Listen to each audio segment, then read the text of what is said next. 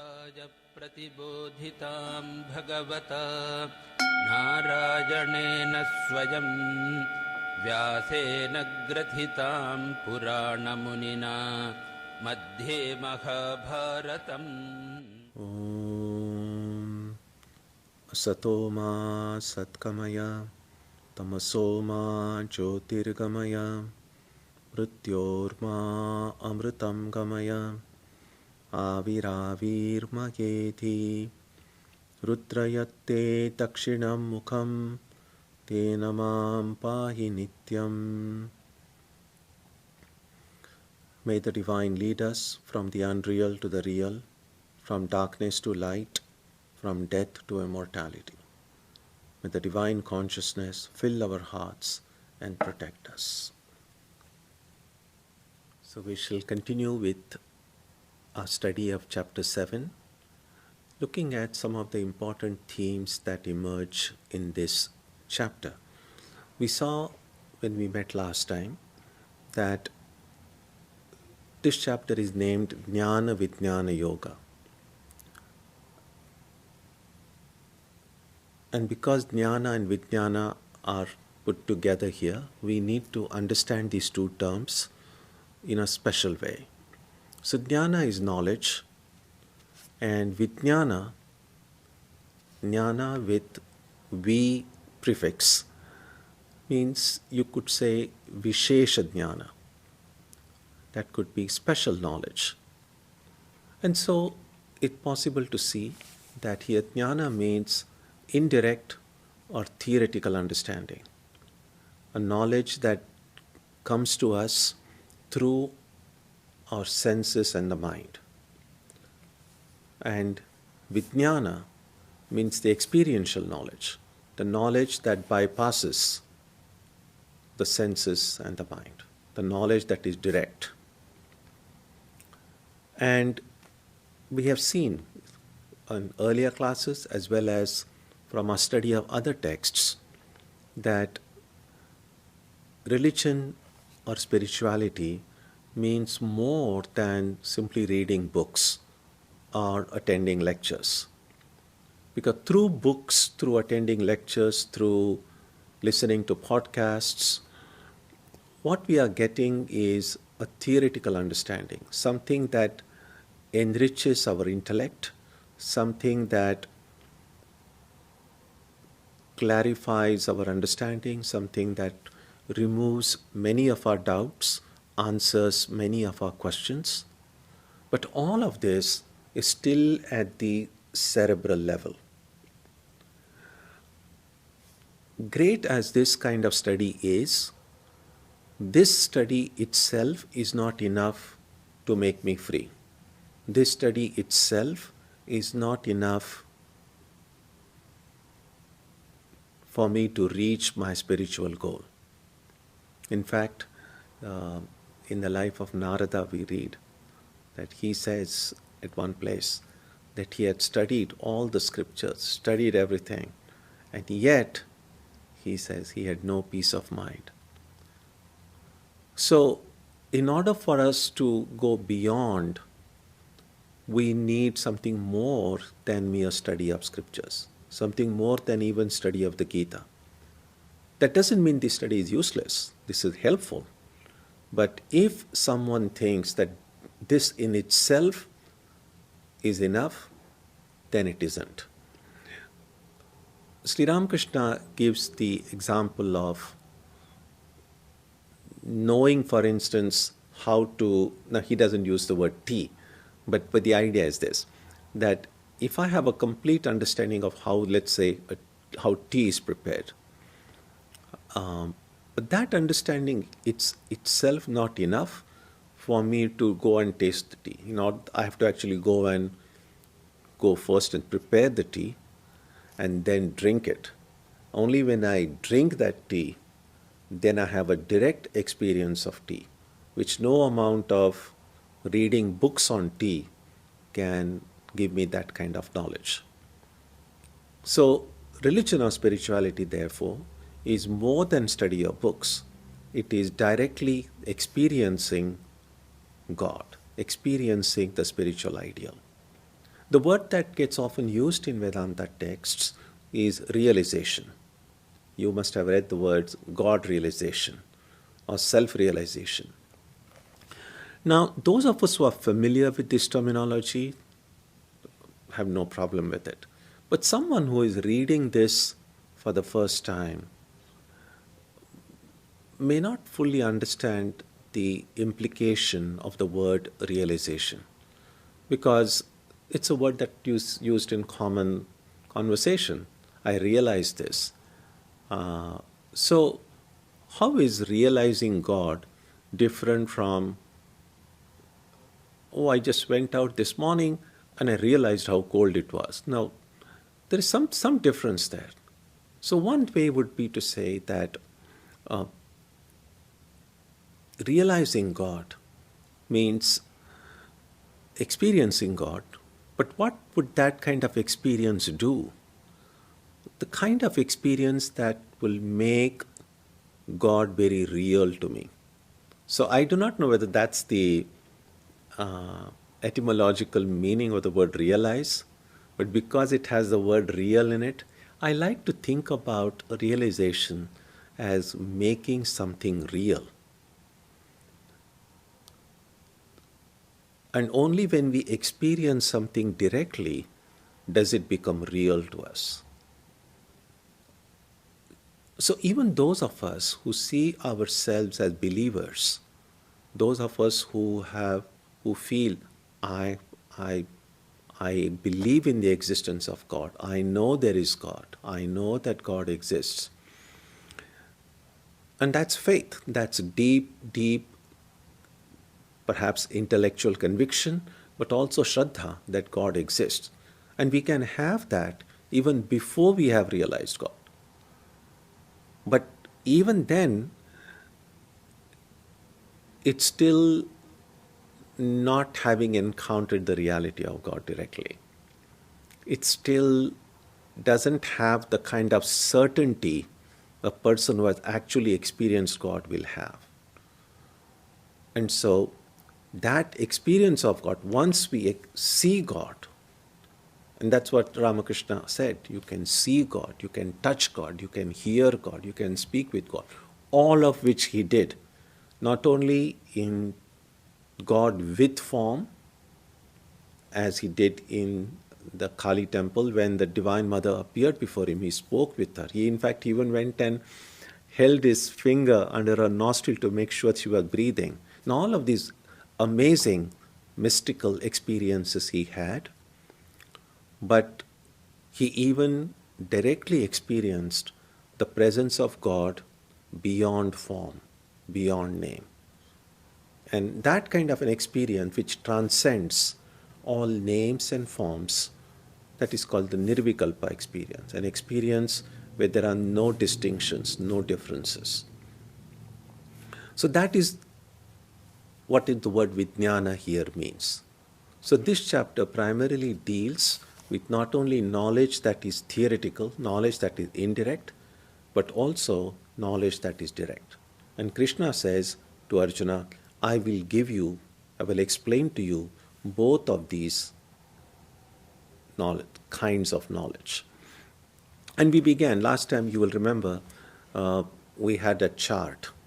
And that chart was about jnana, about how this world that we encounter, the world that we see and hear and smell and touch every day, how did this world emerge? Krishna says in the beginning of this chapter that nature of the world, he calls it the lower prakriti, the lower nature, the lower dimension, is material. And then he says it is eightfold. And out of those eight, 5 are the primal elements. They are called in Sanskrit Mahabhutas. 5 means Pancha. So Pancha Mahabhuta. And we saw in the diagram when we met last time how those 5 elements, and from those 5 elements, how this rest of the world emerged. Since every material entity has these 3 aspects, the gunas, which the chapter will refer to again later on, called sattvic, rajasic, and tamasic. And we saw how from the sattva elements, sattva part of these elements, the five knowledge senses, the senses of knowledge, jnana indriyas, have come from the sattva part of the elements. The karmendriyas, the senses of action, have come from the rajas part of these elements. And then we saw how these elements combine, and from the subtle, the gross element has come.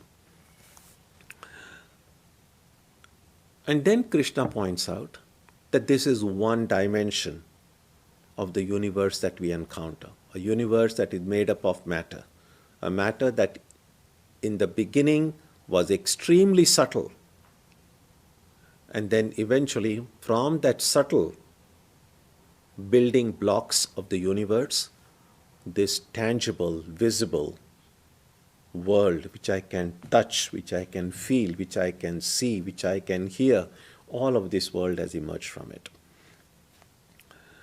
But that's only one dimension of the universe. The second dimension, the higher dimension if you like, is what Krishna says is consciousness, awareness. So the world that we encounter now has both of these, the material part and the conscious part, the awareness of it. And we see both these parts in our own personality as well. There is the material part of our personality, the body, the mind. Remember, in that eightfold lower nature, Krishna also includes mind, intellect, and ego. All of these different functionalities of the invisible part of my personality. So within me right now, there is this lower nature, the material nature. It's called lower because it is subjugated to laws. Everything that is material is bound by the laws of matter. And our body is not free. However much we may boast of our freedom, not really free. If there is a candle light here, and if I hold my hand over it, the hand is going to get burnt, because this body has to follow the laws of matter. So if in contact with fire, the fire will act upon this material of this body. So it's dependent on external laws, which is how birth and death occur. I mean, what is birth and what is death? Birth, anything, when we say something is born, what essentially is happening is that some constituent parts of that entity are coming together. And when something dies, those things which constituted that thing are being separated. Now, when it is a non-living entity, like a chair, we don't obviously say a chair is born. Although, that is the beginning of a chair is, you get these different, suppose it's a wooden chair. I take these different pieces of wood, arrange them in a certain way, fix them, it takes a certain form, and a chair is made, a chair is manufactured, a chair is produced, or a chair is born. You can use whatever term you want, although we don't normally say born. We use the word birth and death only to entities we see as living. But that's what happens to the body as well. When we say a baby is born, essentially some particles of matter have come together, taken the form of a tiny little human body, and then it is alive. We say it's born. And death would mean the same particles which constitute the body, when the force that holds these particles together is dissipated, then particles return back to their constituents, and then the dust returning to dust, and that's what we call death. So body, mind have to follow the laws of matter. Should include birth, death, growth, change, transformation. All of these things comes under the natural evolution and natural changes in the material world. But there is something in this world, makeup, which is not subject to these laws, and that is that consciousness, the Atman, the spirit. Then Krishna goes on to say in the later verses how he, let me read that verse 6 for instance, look at it. Etad yonini bhutani sarvani tyupadharaya aham kritsnasya jagatah prabhava pralayas tatha. Know that these two prakritis, the lower and the higher, the material and the non-material, are the womb of all beings. I am the origin and dissolution of the whole universe.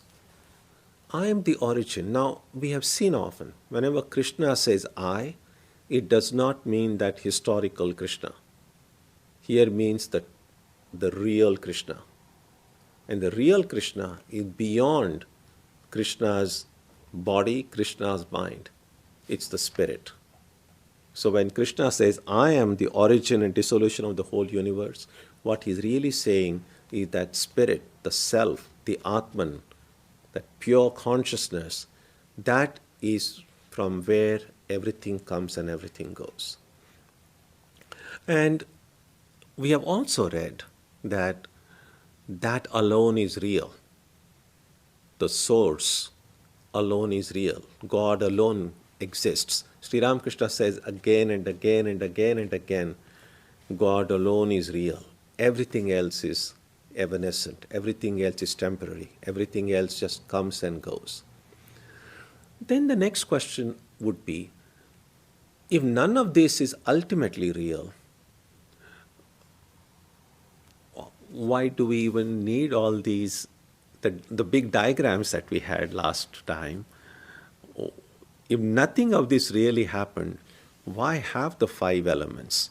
Why have this mechanism about how these sattva part formed the jnanendriyas, the rajas part formed the karmendriyas? Why do we need all this if none of this has really happened? Is it just stories? So this is something important to remember. If the world doesn't exist, why have descriptions about how it may have emerged? There are 2 things that need to be kept in mind. One is this: the description that the world has emerged is not an affirmation that the world is real. In other words, what the commentators say is that we don't have to read the Gita or the Upanishad to say, oh, which element came first, and space and air and water and how they combined. Then say, oh, now I think the world is real. We don't need any of that. We don't need any books for us to get this knowledge, real or not, that the world is real, because we're just seeing it. So without reading any books, the existence of the world is a matter of our present experience. So we cannot say the book is kind of making me think that the world is real, because it is real even without reading books. But if the question comes to us, how did this world come? Here is one possible theory that is put forward. What this theory does is not to show that the world has really come, but to go backward. It's kind of a reverse engineering. It's like going backward and say, whatever this world is now, if it has come from that pure consciousness. It has come from that Chaitanya, that Chit. So the description about how this Srishti or universe has come is not to affirm the ultimate reality of the universe, but to show that its source, that is what Krishna is pointing out here. The source is the spirit. Source is God. the source is consciousness. And the second thing we learn from it is that the gross, the sthula, has come from the subtle. That which is visible, that which is tangible, has come from that which is less tangible, less visible. And you go back that way. And then you come to the subtlest of reality. Something or someone who is so subtle that there can be nothing more subtler than that. And that is God. That is why in the Upanishads and in the Gita and many other places we find the description that Anoraniyan, Mahato Mahiyan. Anu means an atom. So this reality is described as Anoho Aniyan. It is smaller than the smallest. And by small, again, it's not just in matter of size, the subtlety. So the subtlest form of existence we can think about, this is even more subtle than that. And also, Mahato Mahiyan, it is larger than the largest. Now these are, on the face of it, just contradictory statement. How can something be subtler than the subtlest and larger than the largest? And the idea is the same subtle reality can manifest as this big tangible universe. And we know even the material extent of the universe is mind-boggling.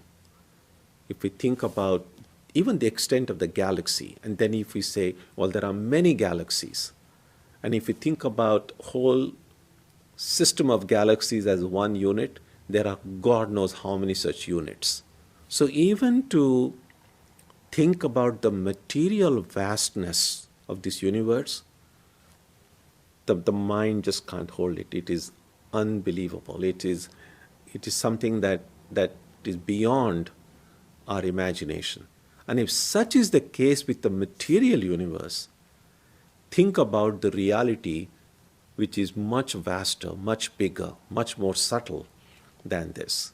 And that is what Krishna is pointing out here, that the origin and the dissolution of all of this is that spirit which is beyond.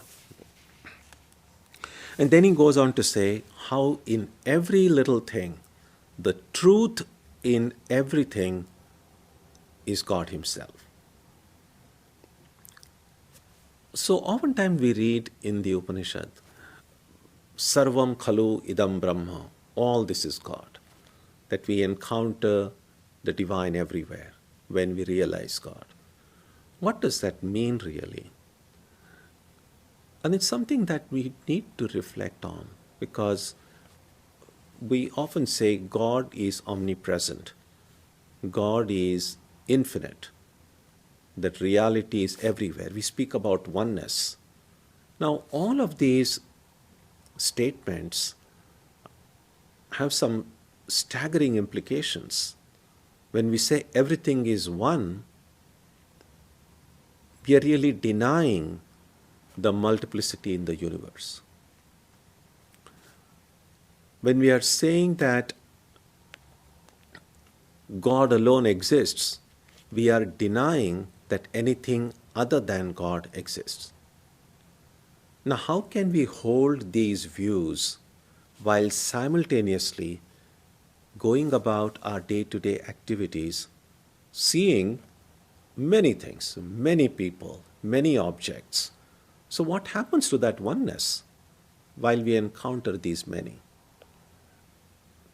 What happens to God being the only existence when we just see many, many entities other than God? In fact, the paradox of the whole situation is that even when we say God is everywhere, we don't see God anywhere. So how come someone who is everywhere cannot be found anywhere? And therefore, in devotional schools, in the path of bhakti, we are told that try to find God at least somewhere, in some form, in some symbol, in something where you feel the presence of God. Because if I am able to feel the presence of God in one thing, or in one person, or in one ideal, that gives me hope. If I can see God in one place, then maybe if I try harder, I might be able to see God in 2 places, in 3 places. But let me just begin by first seeing God in at least one place. And that would be the way the journey will begin. If I have to see God everywhere, let me first begin by seeing God somewhere, at least in one place. Otherwise, we can keep on talking endlessly throughout our lives. These are all nice statements. These are all uplifting, inspiring ideas to say everything is one, God alone exists. And that kind of a belief, or that kind of a statement, which totally contradicts our day-to-day life and day-to-day experience, sets up this contradiction in our lives. When our thinking takes us in one direction, our experience in day-to-day life doesn't match with it. And that's the kind of a tension and stress we live day after day after day. So, taking spiritual life seriously means trying to bridge the gap. If something strikes me as true, as real, then I must strive to make that a part of my experience. That is what Krishna is saying here. Here's a very interesting observation, and I think we need to reflect on it a little bit. So please look at verse number 12. This is how the verse goes. Ye chaiva satvika bhava rajasas tamasaschaye matta eve titan vidhi natvaham teshu te mai. And whatever states pertaining to the sattva and those pertaining to rajas and tamas, know them to proceed from me alone.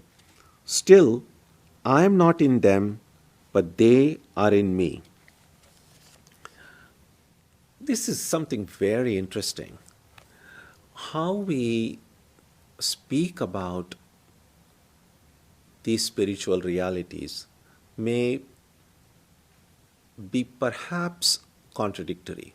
It's possible that a lot of the ways we speak about these things is not accurate.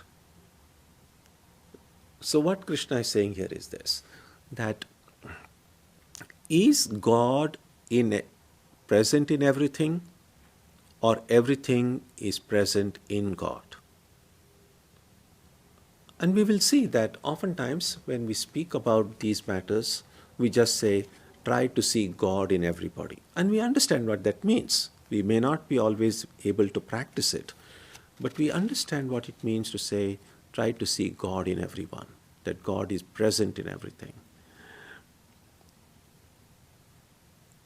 So when Krishna says here, I am not present in them, they are present in me, that seems to directly contradict the way we talk about these matters. So 2 things have to be kept in mind here as well. When we say God is present in something, we are ascribing reality to that something. And if God is the only reality, God cannot be present in something that is not real. That's something that doesn't exist. Look at it this way. Let's go to the classical example of the rope and the snake. We know, all of you know by this time, that a coiled rope in a room which does not have sufficient light is sometimes mistaken for a snake. So there are apparently two entities here. There is a rope and there is the snake. In this example, the rope is real, the snake is not real.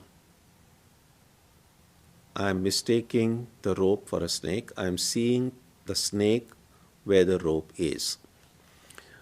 Now, in these two entities, it may be possible to say the snake is present in the rope. It's an unreal snake, but it's present in the rope because in that reality, that's where I'm seeing the snake. But I cannot say the rope is present in the snake because the snake doesn't even exist. How can something that exists be present in something that doesn't exist?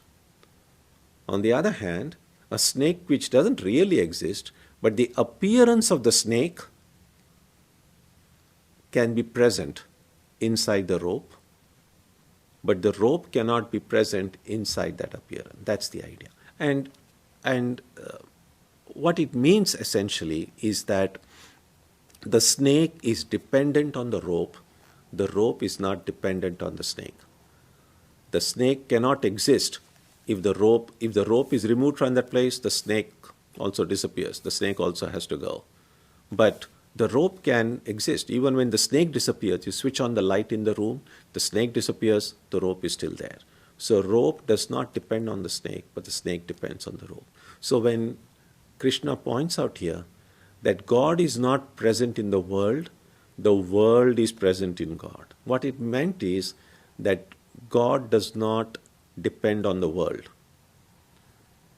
The world depends on God for its existence. That is the idea. There is something about God which depends on the world. God, the creator, the creatorship of God is dependent on the world because we cannot speak about a creator God without a creation. God was not a creator before the world was created. It is like a little boy was asked, what's your name? And the boy tells his name. What's your age? And then he says, I'm 5 years old. And then for whatever reason he was asked, what's your father's age? And he said, my father is also 5 years old. That's ridiculous. If you are 5, how can your father be 5? And then the little boy probably had read a little bit of Vedanta, I think. He said, well, he became father only when I was born. Now what is meant is, of course, the person who is his father is older, clearly, obviously. But that person was not a father until this child was born to him. And so the fatherhood of that person, and I'm speaking obviously the first child, the fatherhood of that person is as old as the child. So in that sense, you could say the creatorship of God is dependent on the creation. But God is not dependent on the creation. And in that sense, we can say that everything is present in God, but God is not present in them. That is what Krishna points out here. And speaking about how we use language not very accurately, many times when we say about the body, the mind, and the Atman, and we oftentimes tend to speak about the Atman as that deep reality within me. Now, to think about Atman as that subtlest reality inside me is actually not a very accurate statement. Because first of all, the Atman alone exists. Second of all, the Atman is infinite. An infinite Atman cannot be present in this finite body and mind. What is more accurate is that the body and mind are present inside the Atman. So it's not that we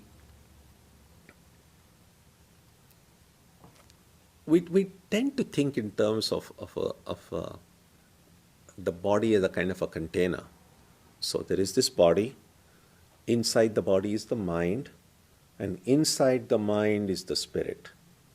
That's how many people look at it. There is nothing bad about thinking that way, but if you want to be accurate about it, body is a smaller part. The reach of the body is much, much less. The mind, which is subtler, is larger. The mind is more powerful than the body. Right now, I'm sitting here and I can be only in one place at a time. And I can only occupy as much space as this body does. But my mind, right now, I think about the moon, and my mind is already on the moon. The body is still here. The mind can at once go to distant places. The mind can occupy a much larger space than the body. So the mind is not really inside the body. Actually, it's the body that is inside the mind, although that's not how we generally think about it. And then the Atman which is infinite, the Atman is the substratum, the adhisthana. So the body and mind are only superimposed on the Atman. So in reality, it's possible to think about the body as the innermost part, then the mind, and then the Atman. Although generally we think about the Atman within. Even, for instance, in the Gita itself, later on, Krishna will point out how the Lord, Ishvara, lives in the hearts of all beings.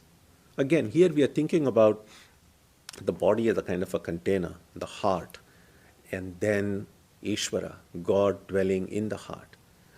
When we meditate, we are asked to meditate on the divine, on our Ishta, in the heart. Is God in my heart, or is my heart inside God? Is God within me, or am I within God? So we have to kind of see how sometimes the way we generally express these things may not be very accurate. In fact, when people begin meditation, in the beginning it's difficult to grasp the idea about how God can be in the heart. First of all, none of us really knows what's here. At least holding the hand here, we know it's a pretty constricted, small little space. We'll have some idea about it if we have studied human anatomy and kind of know there is lungs and heart, and it just seems like a pretty filled up area. There isn't much empty space there. And the heart, with all these going, where is the divine going to sit? And so clearly, although we are using the word heart, it is not the physiological heart that is meant. And we know that the word heart gets employed in many different ways in our conversations. Sometimes when we say with a heavy heart, this is what is happening. Really is not meaning in terms of the actual weight of the heart. So it's heart is the seat of feelings that we say with a heavy heart or a light-hearted moment. Now clearly we are not really referring to a physiological heart there. It's pretty obvious. So the word heart also gets employed as a seat of emotion, as the seat of feelings. And that heart, the emotional heart, is a different dimension. It's a different spatially. It's clearly, I don't think an emotional heart would be as tiny as the physiological heart. So that is bigger, that is different.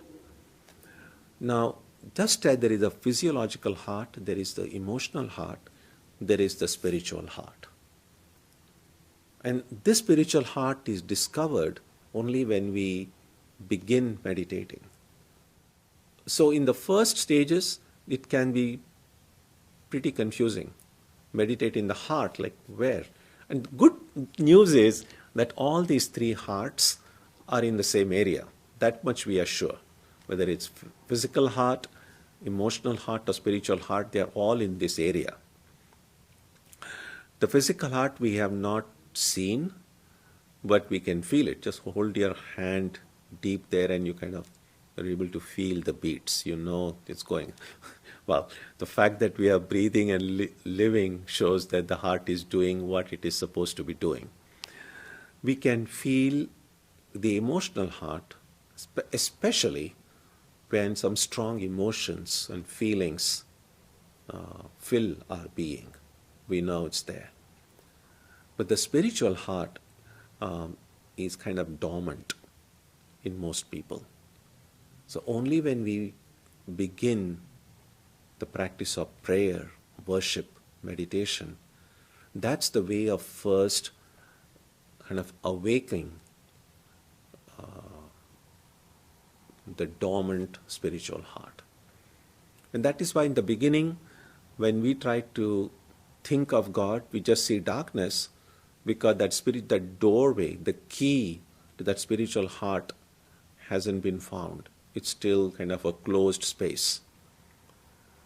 But without getting discouraged, with faith, with sincerity, with regularity, we keep on looking for that key there, looking for that space.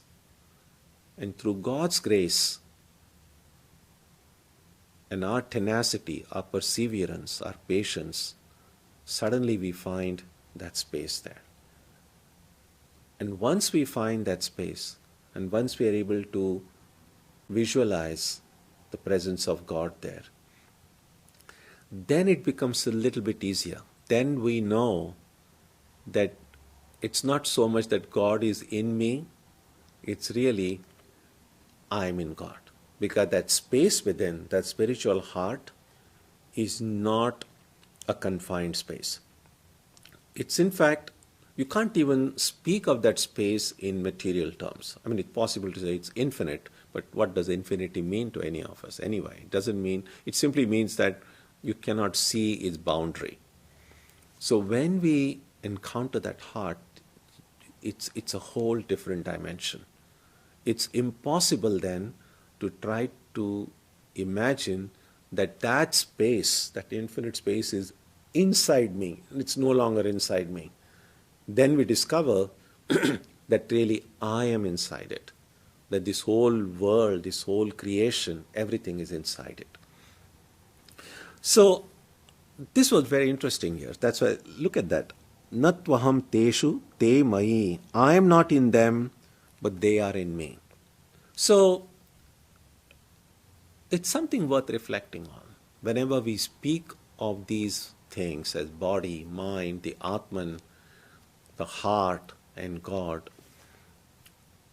we can continue to express it in a way we have been doing up to this point. But deep down, we should have this kind of a trigger.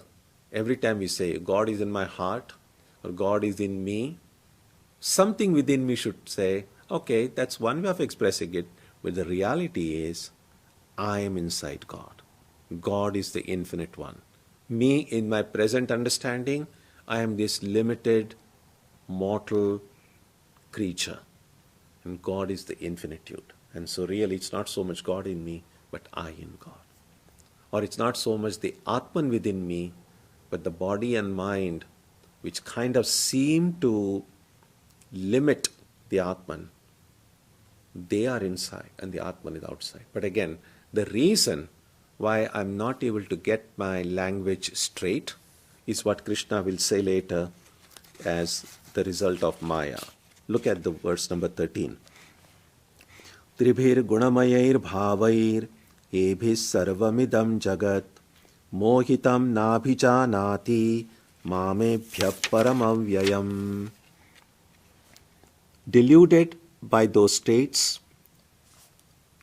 the modifications of the three gunas, all this world does not know me, who is beyond them and immutable. 14.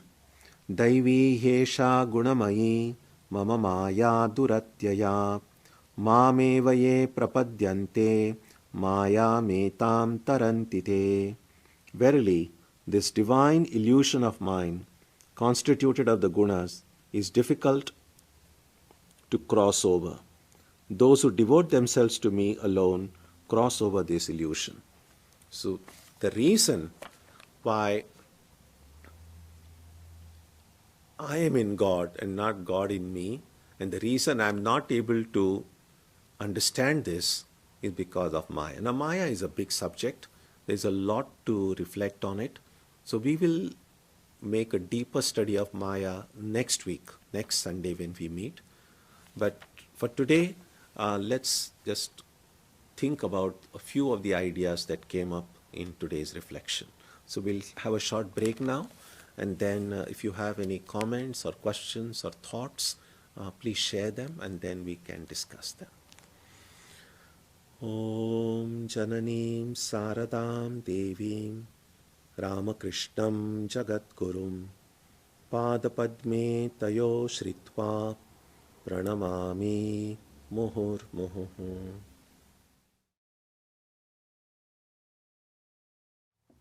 Let's look at the questions. Statistics crystallizes the experience of many and can be more reliable than individual experience of someone who is deluded, biased. If statistics conflict with direct experience, what should we believe? I think it's a good question.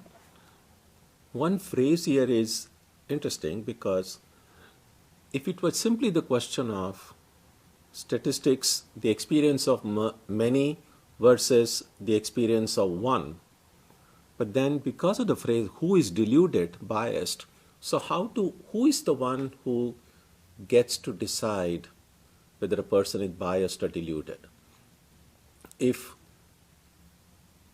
many experience something different, and if one person experiences something very different from what many are experiencing, is that one person necessarily deluded? Is the majority always right? Is the experience of the majority always more dependable than the experience of one person? And generally we might say, generally yes. The whole principle behind democracy and that is that the chances of the majority making a wrong choice are less. Although we know it doesn't always work that way, but the principle is this, that one person can make a mistake, but if there are 10 heads thinking about it, the majority will tend to make the right choice. And that's usually the case. But not so much in the spiritual field. And the example that comes to my mind is if we go to a place where mentally or intellectually challenged people are staying, people with psychological illness of some kind are in an institution. And clearly there are doctors, therapists and nurses there to take care of these patients who need care. Now, oftentimes the number of doctors is small. Those who are taking care, and the number of patients is large. Now, the experience of the majority in that kind of an institution may not always be a more reliable gauge of what reality is than the experience of the few who are taking care of them. And therefore, the majority may not always be right. This world itself, in fact, there are songs in Bengali, and I'm sure in many other languages as well, which refer to the world as one this big cosmic mental institution Sri Ramakrishna says in one place, everyone is insane. Some are mad after money, some are mad after fame, some are mad after this. So everyone is mad.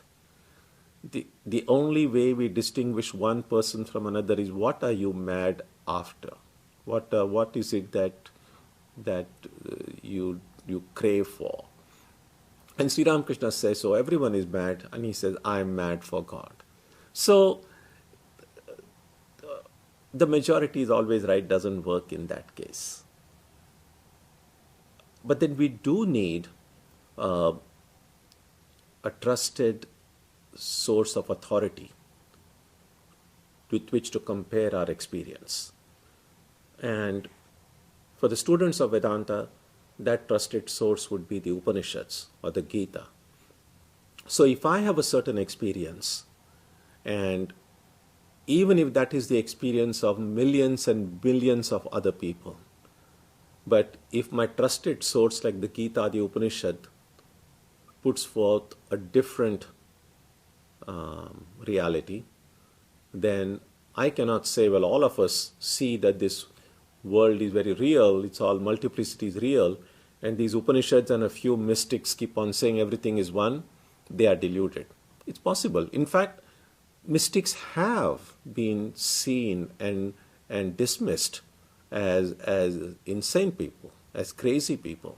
Ramakrishna himself was seen by many as a crazy, mad priest, because his experience that the Divine Mother is living did not match the experience of a huge majority of people who went to the Kali temple and saw just a marble or a granite image of the Divine Mother Kali.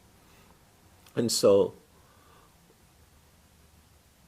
the question is very good. The answer really is that mostly the majority of experience would be more dependable than the experience of one person.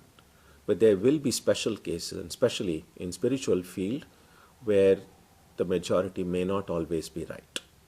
Next question. Maharaj, in the rope and snake example, we perceive the snake in the rope because we have prior experience of a snake. But not having the experience of God, how can we perceive Him in everything? It's a very good question also. It's not true that we don't have experience of God, because according to Vedanta,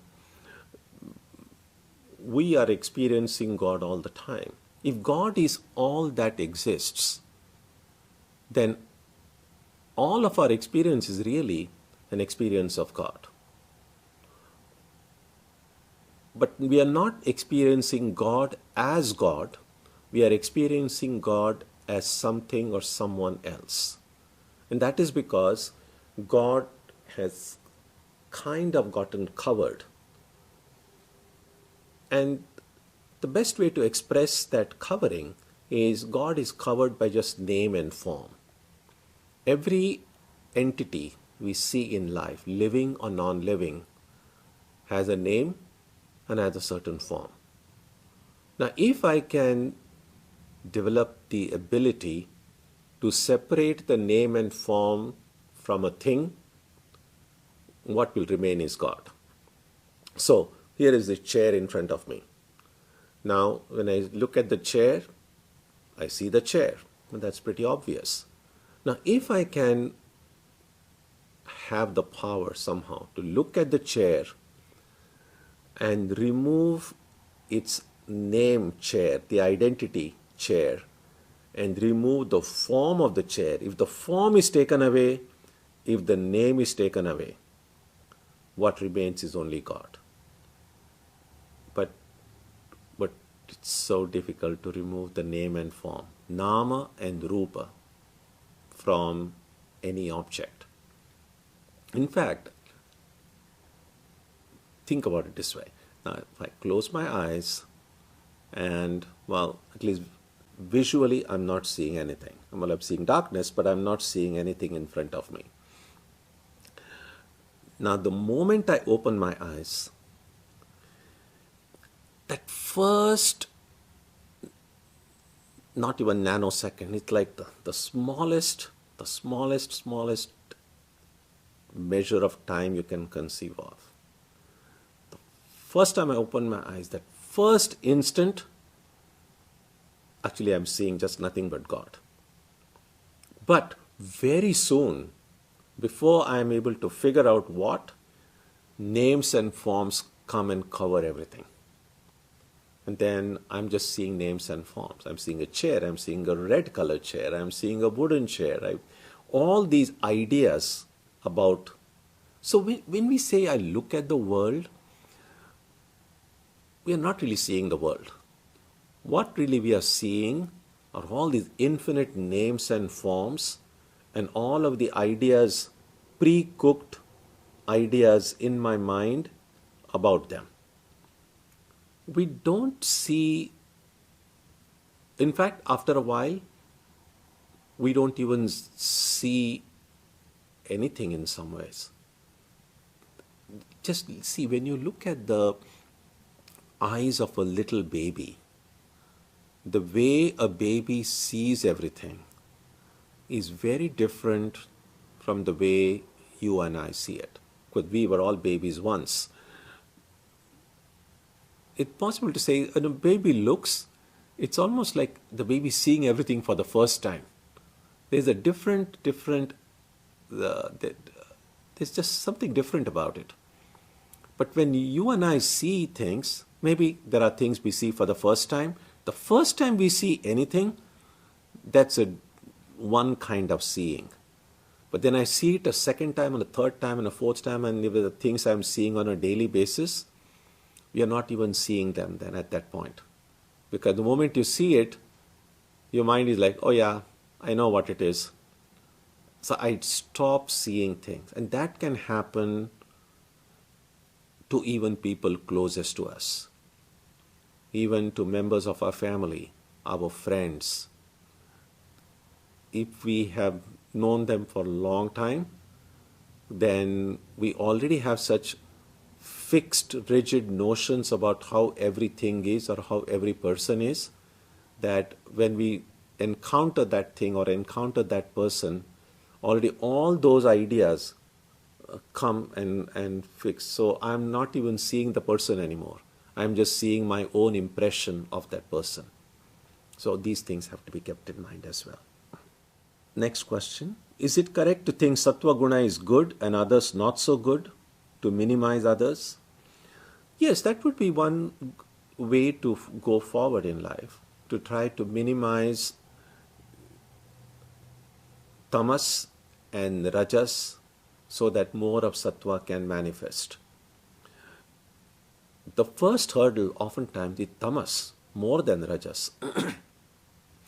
It's a hurdle because superficially some of the tamasic qualities may be mistaken for sattvic qualities.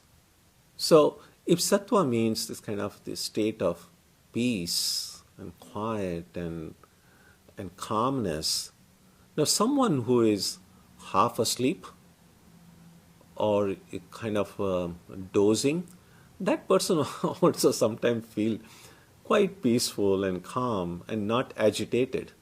So it's possible to mistake a deep state of tamas to be a state of sattva. Clearly, for other people, it's easy to mistake. You see someone who is calm and peaceful, for all we know, the person must be just stoned. But how do you know whether the person is in samadhi or is just kind of asleep? So that's bad enough. But if the person who is in that state, if a person who is tamasic sees themselves as, oh, I'm sattvic, then it's worse. Then it's not others getting fooled, is I'm getting fooled by my own state, which is really quite bad. So yes, we should look deeply into ourselves and try to eliminate the tamasic and the rajasic tendencies and try to manifest more and more of sattva. You'll see in Sri Ramakrishna's teachings, he shows how the elimination of tamasic and rajasic tendencies can be done in different ways. And one way would be to divert these tendencies in the direction of God. So if rajas is something that creates this kind of great activity in me, that I want to go and do things, then rather than doing things that take me away from God, let me use the rajasic impulse in me to do things that take me toward God. So do something which is, even this strong desire to meditate, a strong desire to go and serve others, a strong desire to go and study, all these are good. These are positive desires. And if they lead me to activities that take me nearer to my spiritual ideal, that would be one way of diverting the rajasic tendencies to help me spiritually. Same thing with tamas. Sometimes the tamasic are seen like a kind of a rigid doggedness towards something. And if I can create that kind of a firm, I don't want to use the word fanaticism, but that kind of a single-minded rigidity towards my spirituality, towards my spiritual goal, that would be one way of kind of diverting some of my tamasic tendencies. Instead of me being fanatical about worldly things, or things that take me away from God, can I be fanatical about maintaining my spiritual routine? So it's possible to take all of these apparently negative tendencies, but if I change their direction towards God, they can be helpful to us as well. Next question. If I'm thinking that I'm in God and my wife also thinks she is in God, are we both in God? But our definition of God may be different. How is this possible? It doesn't matter what anybody else thinks. I have to think what comes naturally to me, and members of my family can think whatever comes naturally to them. And ultimately, just as all paths lead to the same goal, all rivers ultimately lead to the same ocean, if we are sincere, if we follow the path in a way that is taught by the scriptures and by our teachers, then even if our ways of thinking might be different, ultimately all these ways will bring to us in the same place. So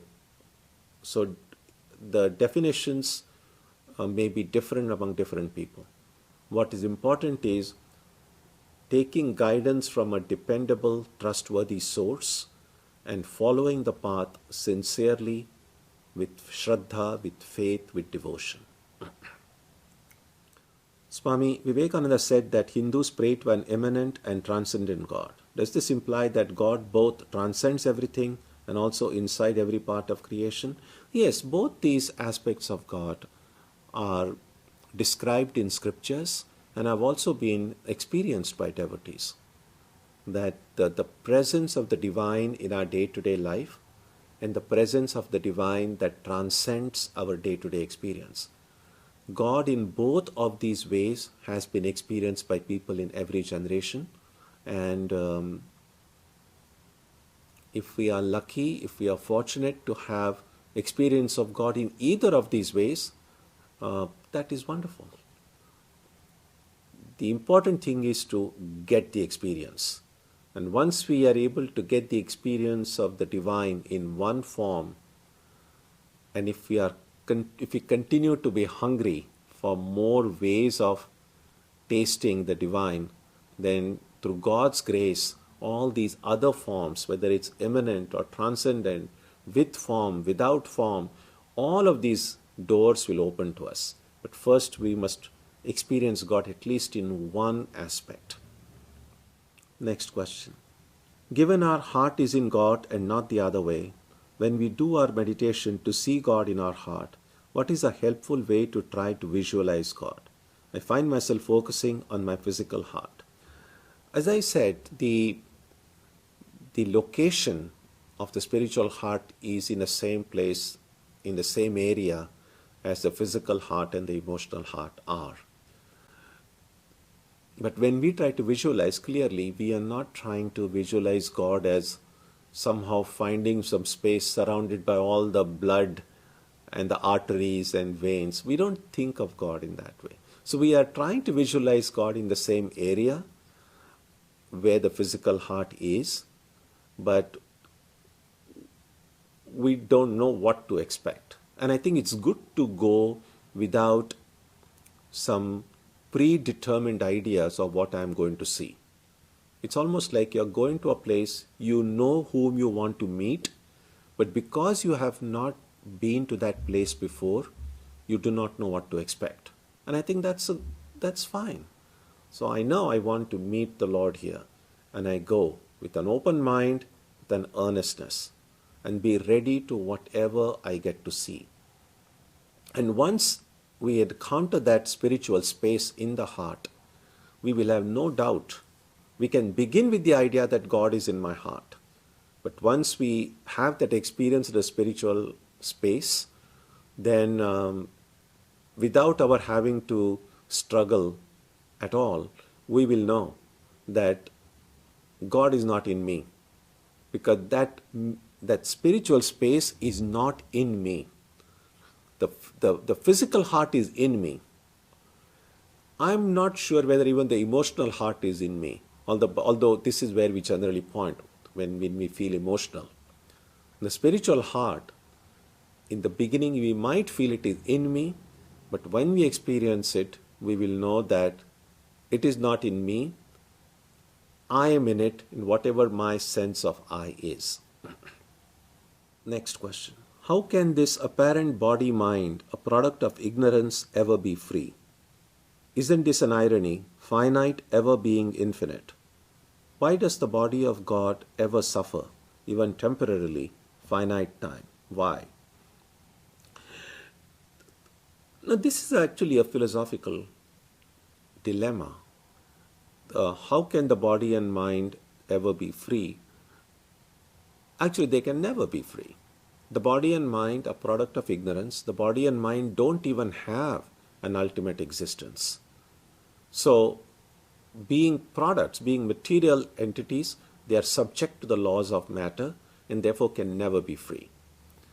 The Atman, on the other hand, is ever free. It's never bound.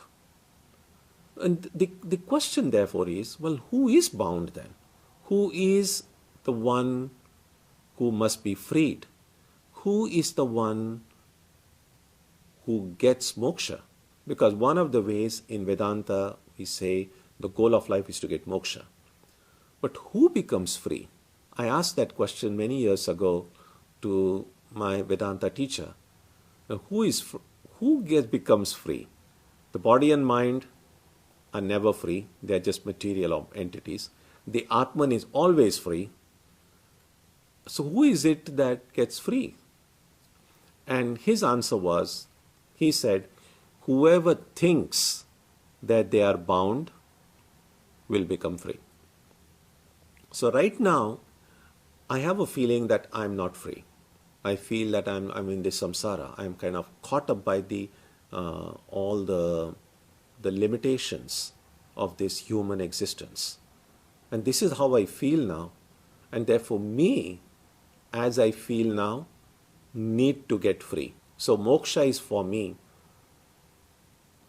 the spirit who has forgotten that I am the spirit who is gotten encased with the body and mind. So it is this kind of an impossible amalgamation of the Atman and the body-mind. This kind of a combination is what creates the idea of bondage. And freedom is really of this mutual connection between that which is real and that which is unreal. Now we might say, well, how can real and unreal combine? Real and unreal as opposite as light and darkness. Light and darkness can never combine. Real and unreal can never combine. The Atman and the body-mind can never combine. And yet, they seem to have gotten combined. Right now we do feel I have a body, mind, and then I do feel there is the Atman. So something that can never happen seems to have happened.